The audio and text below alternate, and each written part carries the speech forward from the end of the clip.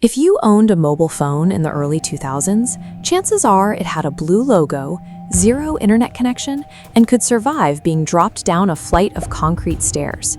The Nokia 3310 set the standard for hardware reliability. Their devices saturated global culture. School kids played pixelated matches of Snake during lunch breaks, and business executives recognized that same distinct ringtone echoing through airports worldwide.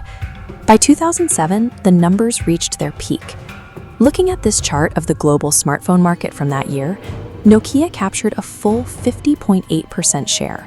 They sold 435 million handsets annually, more than 1 out of every 2 smartphones sold on the planet. To see the impact on Nokia's home country, we have to zoom out. This single corporation generated 4% of Finland's entire gross domestic product.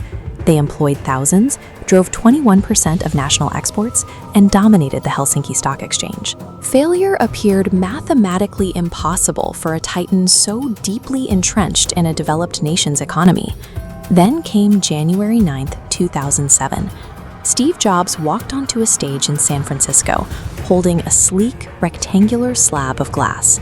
He pitched an iPod, a phone, and an internet communicator, packaged together in a single device with no physical buttons.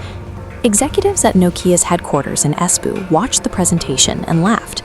They viewed the iPhone as a fragile toy for a niche audience, a novelty item that posed no threat to their dominance.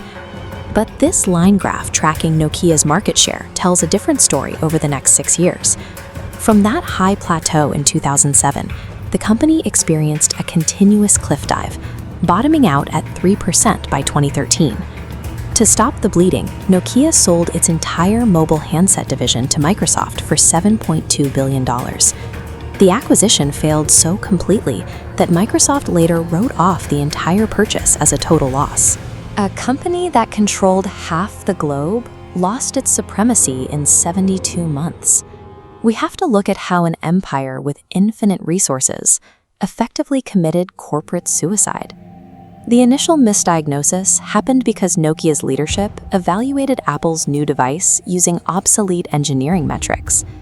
They looked at the iPhone and saw a fragile casing that would fail standard drop tests, and a battery that couldn't be swapped out by the user. Their internal analysis dismissed the device for lacking basic business features. It had no physical QWERTY keyboard, no memory card slot, no 3G connectivity, and couldn't send multimedia messages. What they missed was a rapid shift in consumer priorities. The mobile market was abandoning hardware durability in favor of a software-driven lifestyle experience, where the physical casing acted as a vessel for apps and the internet. Nokia's leadership assumed their name alone would keep customers loyal, while they developed a response. They believed consumers would stick with familiar physical keyboards rather than moving to a touchscreen. When they finally recognized the threat, Nokia attempted to fight Apple's iOS by doubling down on their own proprietary software, an operating system called Symbian. But Symbian was an aging, clunky system. It was buggy, difficult to navigate, and lacked compatibility with the rapidly growing modern ecosystem of third-party app developers. There was a viable alternative available. Google was developing the open-source Android operating system, which other manufacturers were adopting to compete with Apple. Yet Nokia refused to switch. Nokia's executives avoided Android because they looked at the landscape and saw Samsung building superior hardware. They were intimidated by the prospect of competing in an open ecosystem, where their products could be compared directly to rivals. Rather than fighting on a level playing field, Nokia trapped itself inside an inferior software environment of its own making. Years later, researchers from Aalto University and INSEAD conducted an extensive study to find out exactly how this happened. They uncovered a culture of paralyzing organizational fear. The breakdown started at the top. Senior executives lacked the technical competence to understand the complex software challenges their engineers were facing.